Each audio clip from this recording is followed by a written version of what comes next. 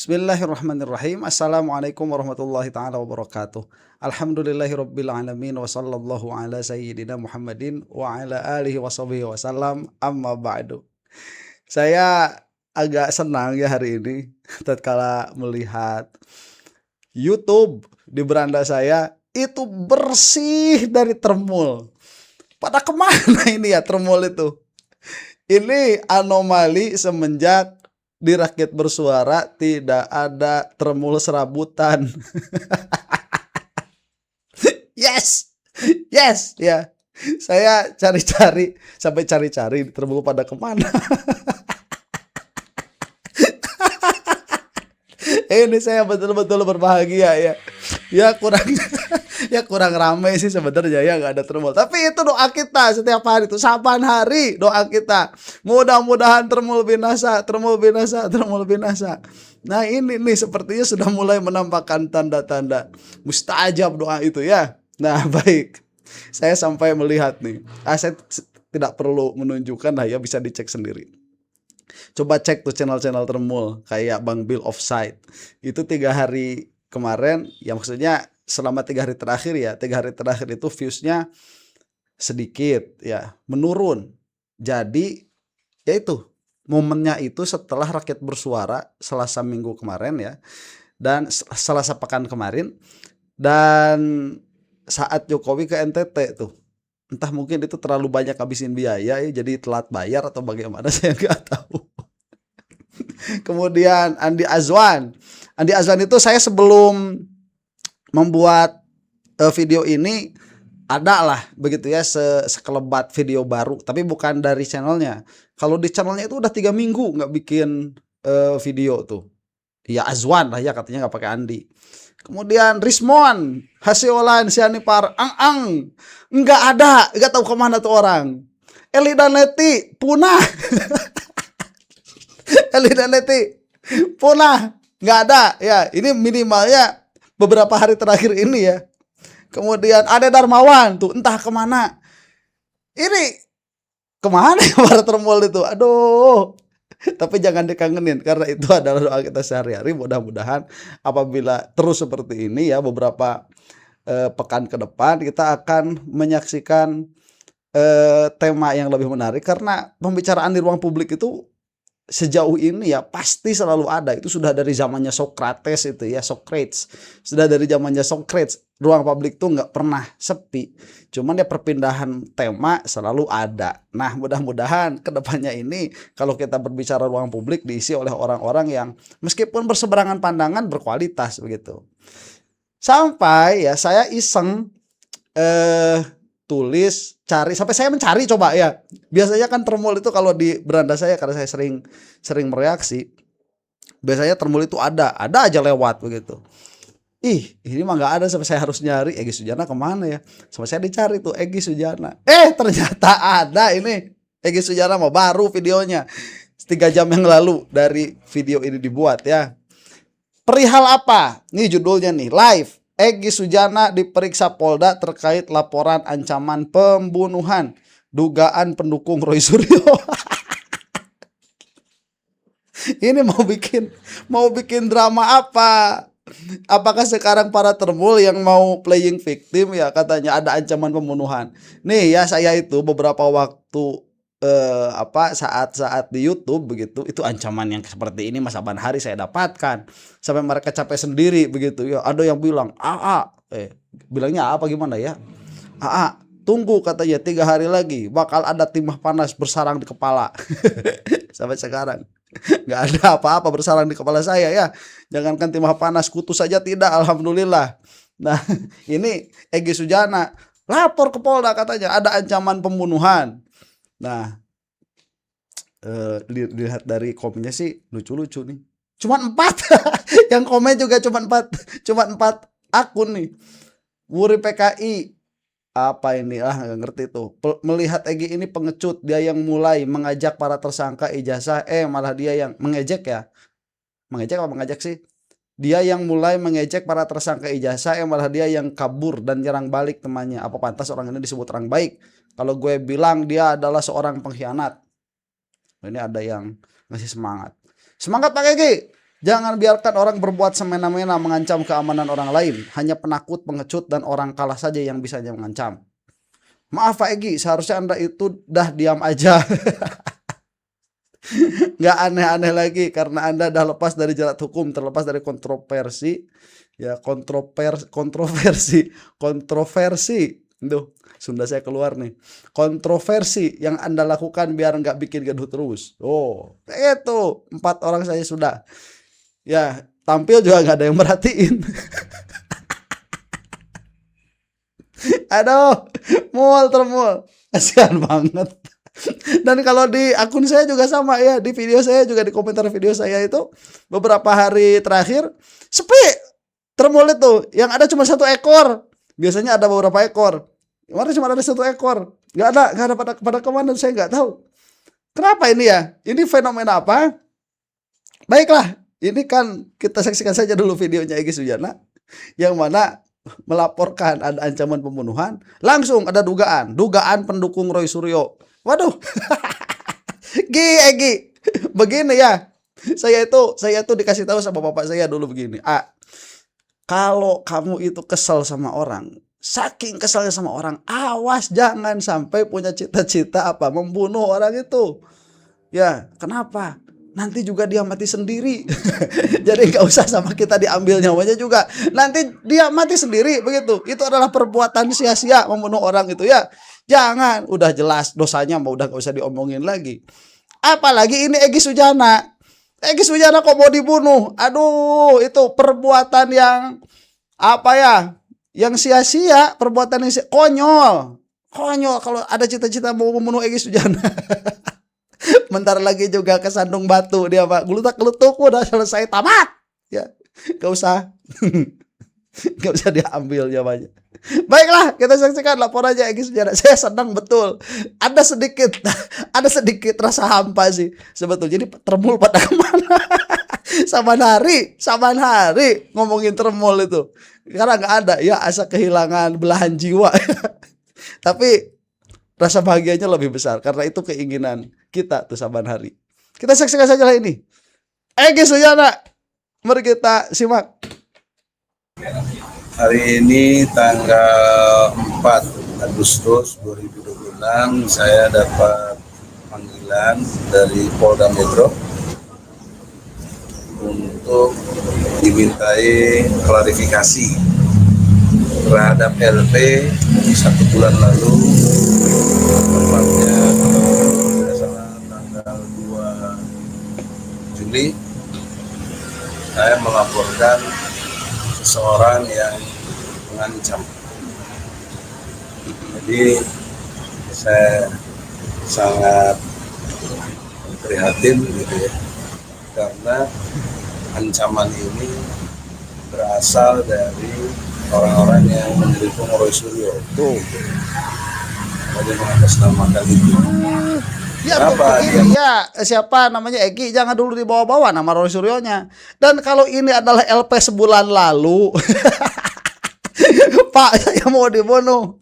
Oke, sampai sebulan ya nggak ada kabar. Sebulan kemudian baru dipanggil sama kepolisian. G, kata polisi itu ya, G, ya Pak, kamu kesini. Ada apa Pak? Iya kan kamu lapor katanya mau dibunuh sebulan yang lalu. Oh iya Pak, saya lupa. Datang ke polisi. Kata polisi, gimana jadi dibunuh nggak? Ya nggak jadi Pak. Ya dibunuhnya nggak jadi, woi. Egy.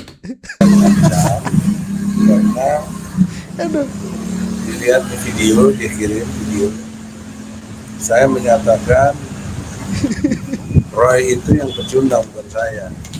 Kenapa? Karena waktu jauh sebelum itu Roy pernah menyebut saya pecundang dan tuyul sama Ahmad Husainuddin juga. Ini audio jelek dari sananya ya.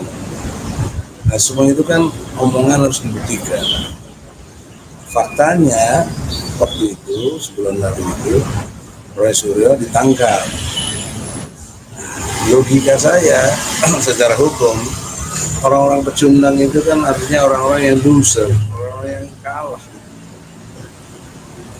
Saya bertanya dalam pengertian di podcast, kalau begini kondisinya yang pecundang itu siapa? Yang adalah Roy Suryo. Nah, barulah besoknya dapat ancaman gitu. Ancamannya sadis juga, mau penggal leher katanya.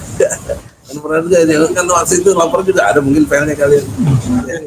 Nah sebentar, jadi poin pentingnya itu, nah dalam pemeriksaan ini ada di samping kanan saya Pak Samir sebagai lawyer sekaligus saksi, juga Yesa saya Sinaga yang juga mendampingi, dan tim para rekan dan Dava mendampingi. Saya kira begitu, mungkin ada yang mau ditanyakan. Tapi tadi seputar apa aja mungkin Kang untuk Ini di Polda Metro ya, saya baru melihat sepi. Biasanya rame, sepi. Ini pada kemana orang-orang di Jakarta nih? Aduh, bulan apa sekarang? Agustus ya? Oh, biasanya ini awal tutup buku kemarin Juli ya, biasanya. Sekarang lagi lagi merancang proyek buat ke depan. Biasanya sih setahu saya ya, karena saya pernah di beasiswa pemerintah kan, jadi katanya sih begitu, tutup buku tuh bulan Juli ya. Nah ini ada apa perencanaan anggaran Agustus, mungkin nanti September mulai ramai lagi. diberikan keterangan dan berapa pertanyaan mungkin?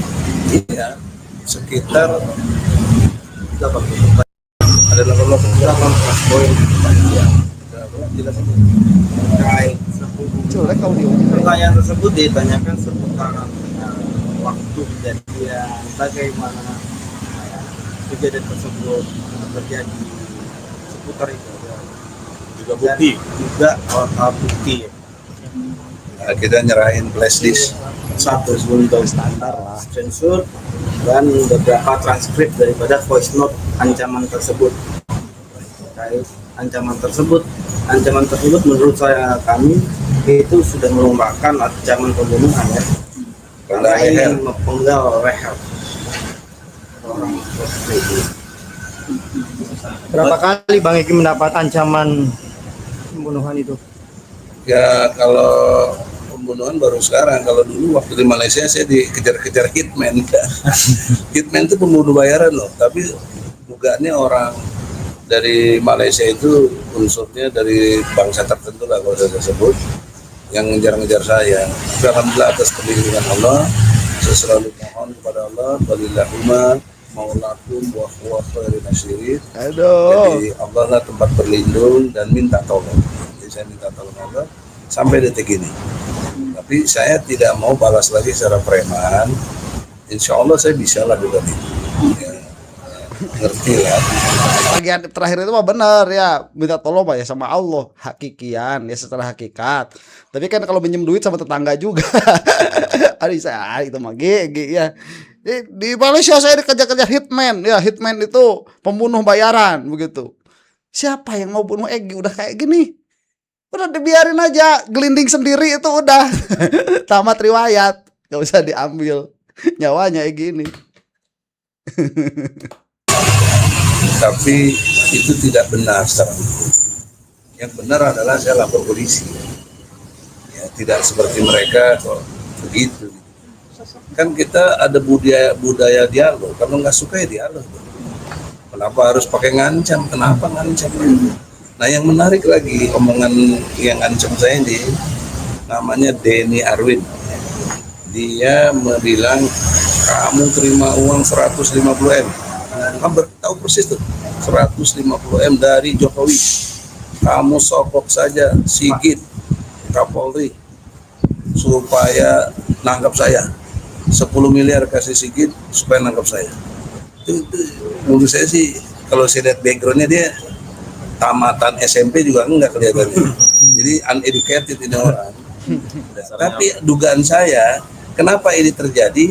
Ada satu yang saya duga, satu peristiwa yang berkait dengan seseorang, nggak perlu saya sebut juga namanya, tapi depannya J yang saya ingat, itu mengadu kepada si Denny ini, saya kira kalau lihat dari ceritanya itu. Oh J Itu kok Jokowi yang dicekam tangannya gini, gitu. Jadi dia ngaku, kenapa kamu cekam tangan saya? Oh, saya nggak pernah sama dia. Saya melakukan itu kepada si J tadi. Nah, berarti dugaan saya si J ini yang diduga ya meminta bantuan Denny atau cerita ke Denny supaya berbuat sesuatu pada saya. Oke, Bang Egi Ini ada kaitannya dengan Roger CS atau rekan-rekannya bagaimana? Itu kaitannya si J tadi mulai dari J ini teman baik dari Michael Sinaga, teman baik juga dengan Roy, pernah saya lihat dari Fokus sebelumnya di podcast saya lihat dari juga ada Rismon di situ waktu mereka belum pecah. Nah itu, nah yang menarik buat saya kalimat tegas dari si Denny 150 M dari Jokowi. saya jawab, kamu ada fakta nggak? Kamu ada bukti nggak? Kamu ada saksinya nggak? Oh nggak ada, pokoknya yang penting Allah aja maha tahu. Gimana begitu? Ya, secara ilmu. Tapi Bang Egi secara Kan dia kan itu kan ngomongin di syariat begitu. Ya, makanya yalah begitulah. Ya, Gi. pribadi mengenal Denny sendiri. Saya nggak kenal, tapi dia merasa kenal saya. Tapi saya sudah pernah catat nomor dia, jadi saya tahu pakai nomor itu. Oke. Bang Egi akhirnya merasa perlu untuk melaporkan dugaan ancaman Karena ini. Gini, teori Tergoncang atau seperti apa Bang Egi? teori melapor itu ada dua kepentingan.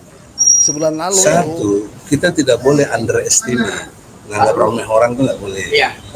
Kalau satu saat di jalan ada terjadi apa-apa, bagaimana? Itu kepentingan. Yang kedua, kepentingan saya adalah ingin tahu persis data-data yang dia sebut itu 150 M dari Jokowi. Nah itu kan menarik buat saya. Berarti memang punya data dia. Silakanlah tampilkan kalau benar. Jangan ngancem dong. Logika keduanya, kalau betul saya dapat uang dari Jokowi, kenapa saya nggak kena OTT? 150 M itu banyak. Kalau nggak kena OTT, ada transfer. Bukti transfernya mana? Ada tandanya kan? Nggak mungkin nggak ada. Terus boleh tanya dong PPATK. Tanya juga mungkin ke OJK yang berkaitan dengan soal pentransferan uang atau juga bukti-bukti lain. Jadi kalau nggak ada kan fitnahnya keji sekali gitu. Itu contoh yang ingin saya edukasi. Jadi saya ini ingin edukasi masyarakat. Kalau kita berbeda, ya nggak usah bertikai begini, berdialog lah. Adu argumentasi. Baik, terlepas daripada itu ya, saya mah bukan termasuk orang yang menuduh Egy Sujana dapat duit. Enggak, saya juga tidak menormalisasi ancaman dalam bentuk apapun begitu ya. Karena memang sedikit banyak itu pasti mengganggu psikologi. Sedikit banyak ya. Itu saya waktu awal-awal masuk YouTube kemudian banyak komentar tentang kekerasan ya karena memang kubunya Jokowi ya begitu, para termul ya begitu. Itu sempat beberapa hari itu kalau malam-malam ada suara agak aneh begitu ya, kita itu langsung bangun begitu. Ya bukan apa-apa, bukan berarti berlindung pada Allah, itu mah udah jelas ya, saban waktu kita sholat juga memintanya ya begitu. Hakikatan kita mengetahui tauhid ya memang begitu keadaannya. Tapi dari segi syariat ya memang ada tuh goncangan-goncangan seperti itu. Nah, dan saya tidak apa ya, saya tidak nyinyir lah biar gampang bahasanya begitu. Saya nggak nyinyirin melaporkannya Egy Sujana melaporkan ada ancaman pembunuhan ke Polda Metro, enggak, cuma Egy Sujana itu kayak aktivis baru kemarin sore aja begitu kok. Yang seperti itu dilaporkan. Yang lucunya itu laporan pembunuhan 1 bulan yang lalu dipanggilnya baru sekarang. Itu kalau misalkan ancamannya betul, karena ancaman itu kan ada yang sifatnya itu hanya gertakan saja, ada sifatnya itu memang dia itu ada intent untuk melakukan apa yang diancamkan. Nah ini udah mati dari dulu gitu. Kalau misalkan memang yang mengancamnya itu ada intent, ada niatan untuk betul-betul melaksanakannya. Dan ini sekali lagi ya malah membuka boroknya Polda Metro. Lah kok ancaman laporan mengenai ancaman pembunuhan kok baru diproses 1 bulan kemudian. Makanya kemarin kan ada tuh, ya ini ada yang korban kan, perempuan itu kalau tidak salah dia mendapatkan ancaman pembunuhan, melaporkan beberapa kali ke kepolisian, itu tidak ada tanggapan sampai betul meninggal. Nah ancaman-ancaman seperti ini, laporan seperti ini kepada kepolisian manapun begitu ya, dia tidak layak jika ditindaklanjuti sebulan kemudian begitu, terlalu lama. Langsung tindak lanjuti hari itu. Ini kaitannya dengan nyawa. 3 syaratnya, ada fakta, ada data, ada saksi. Ini baru keren. Kalau cuma katanya aja terus cuma Allah yang tahu, bagaimana kita membuktikan secara hukum? Ya, kalau datang ke rumah Jokowi terus habis itu nyerang Roy Suryo itu fakta, Egi. Ya, kalau masalah itu. Jadi bukan cuman masalah duit aja. Masalah duitnya mungkin tidak ada, tetapi kelakuan kamu itu udah jelas fakta. Itu aja. Mungkin bagi alasan utama Bang Egy itu mendapatkan ancaman itu apa sih? Apakah berseberangan pendapat atau gimana? Yang tadi sudah saya terangkan. Menurut Bang Egy pribadi. Dugaan saya ya. Saya waktu ke Polda sebulan lalu itu ketemu orang yang bernama si J ini. Dia lagi podcast. Saya ingat di podcast dia yang nuduh saya 150 M. Nah, saya kan langsung efek saya tarik. Tapi saya nggak pernah apa-apa. Cuma tegur dia secara begitu aja. Mungkin dia tersinggung, besoknya ada orang yang ancam saya. Di situ saya lihat, kalau lihat dari cerita WA dia, data-datanya yang masuk ke saya itu begitu. Juga dikaitkan dia menyebut nama Roy. Roy orang udah bener, Roy ini kenapa kamu gitu ya? Aduh. Kamu ini anjing, babi sih gitu. Ya gak usah dibawa-bawa tuh nama Roy Suryonya, gimana sih? Kok bawa-bawa nama Roy Suryo? Kalau kamu misalkan tahu orangnya siapa, ini orangnya di sini siapa tadi namanya? Denny Arwin, mungkin yang disebut J itu siapa? Pak Jenes mungkin dia, karena suka bareng sama Mas Michael tuh. Ya gak usah gak usah bawa-bawa nama ini dugaan pendukung Roy Suryo. Ya udah tahu Denny Arwin, udah ini saya melaporkan Denny Arwin atas ancaman pembunuhan. Udah demikian. Ya kecuali ini kalau mencoba saja membuat narasi baru ya. Nanti Azwan juga lapor, Ede Darmo juga lapor. Polisi dipakai apa Bu? Ya, sudahlah, saya kan merasa ya bukan anjing, bukan babi, nggak terlelek aja. Apa ini gitu-gitu. Kalau kita suruh serbu yang ini bisa nggak? Bisa, bukan seperti itulah. Nah, coba ini tanggapan. Ya, bahkan saya sebagai orang yang mengerti hukum, kami sudah melakukan peneguran secara baik-baik. Nah, ini udah ketemu nih sama pengacara. Coba cerita. Malah yang saya dapatkan ancaman pula dari dan kata-kata kotor yang nggak pantas dikatakan kepada manusia. Masa manusia disamakan dengan hewan? Manusia itu emang hewan. Hayawanun natiq. Ya, manusia itu demikian. Kalau di dalam kal bahaim begitu yang tidak berpikir itu.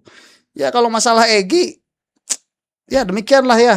Ini mah pengetahuan sajalah. Saya nggak mau terlalu dalam membahas itu, nanti banyak yang tersungging lagi ya. Indonesia ini orangnya itu kok tersunggingan begitu, heran saya mah.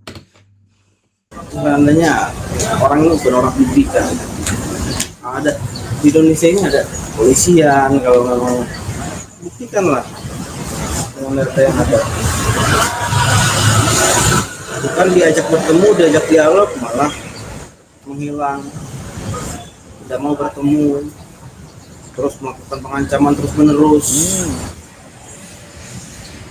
Maka kami sebagai yang mengerti itu melakukan laporan polisian. Oke, biasa ada teman sini. Selanjutnya, Iya.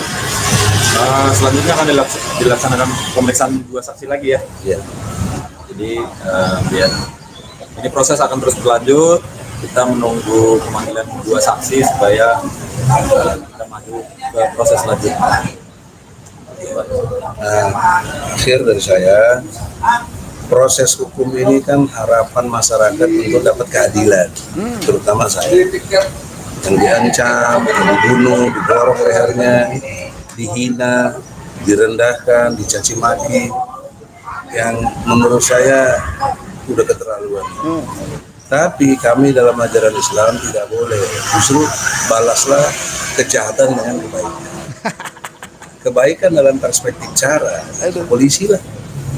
Nggak terjadi hal-hal yang dia juga harus bertanggung jawab, berani ngomong ya berani tanggung jawab. Jadi harapan saya lewat kepolisian ini, saya mendapatkan keadilan dan edukasi buat masyarakat. Kalaupun kita berbeda, jangan bertikai secara kekerasan. Mari kita berdialog, mari kita adu argumentasi secara elegan. Itu saja, semoga Allah melindungi kita semua. Saya ini acak-acakan pola pikirnya. Dalam Islam itu keburukan harus dibalas dengan kebaikan. Ada orang ngancam membunuh malah dilaporkan kepada polisi. Makanya dia langsung ralat tuh tadi.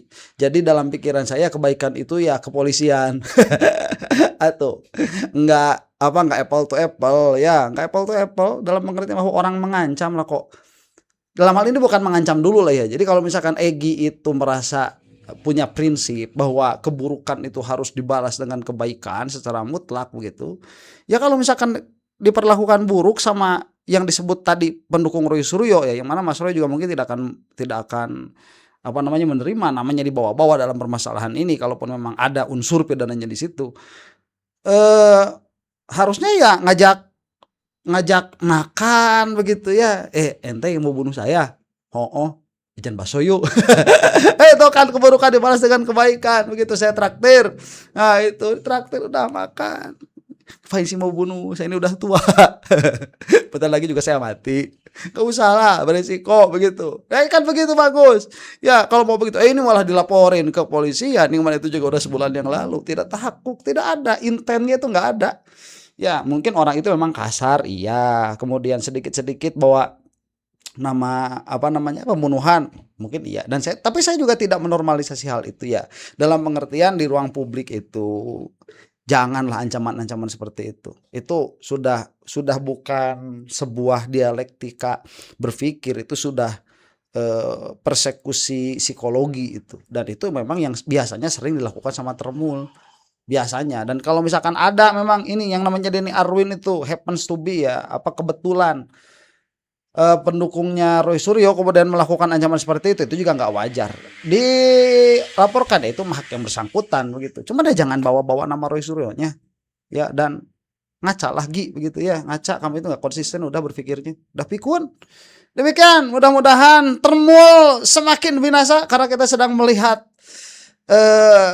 aura-auranya ini memang sedang menuju ke sana. Mudah-mudahan dalam waktu yang cepat dan kita dikeluarkan daripadanya dalam keadaan selamat. Untuk Anda yang bukan Termul, wallahu taala a'lam bissawab. Assalamualaikum warahmatullahi taala wabarakatuh.